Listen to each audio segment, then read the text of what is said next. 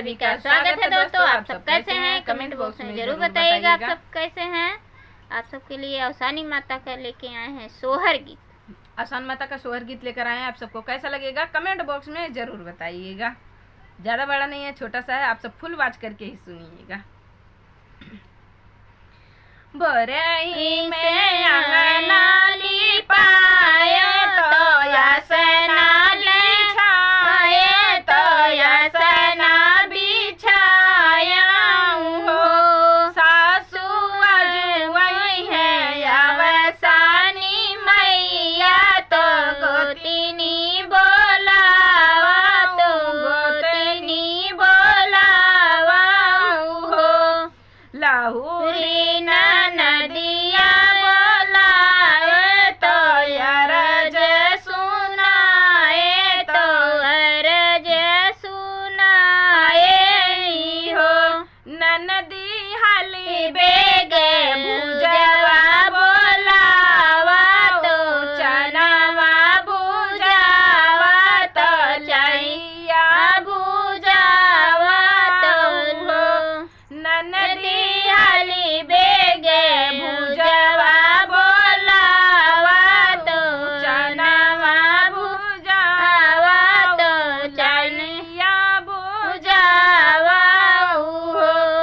बहरे से आगे बोलाए तो बिनती सुनाए तो बिनती सुनाए हो। पिया हो सिंगर वाले आवा चुनरी रंगावा और चुनरी रंगावा हो। पिया हो सिंगर वाले आवा चुनरी रंगावा और चुनरी रंगावा हो। बेदिया पे बैठिया सनी मैया सेवका निहार सेवका निहारई हो। सेवका एक मांगन कुछु मांग उहई हम देबै उहई हम देबै हो। मांगबै में सासू तोहरा पुत ननद तोहरा बीरना ननद तोहरा बीरना हो। पिया तोहरा के लंबी उमरिया अमर आपन से नूराया अमर आपन से नूरानु हो।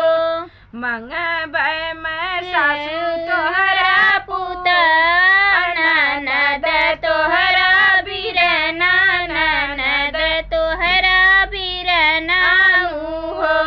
पिया तोहरा के लंबी उमरिया अमर आपन से नूराया अमर आपन से नूरा हो।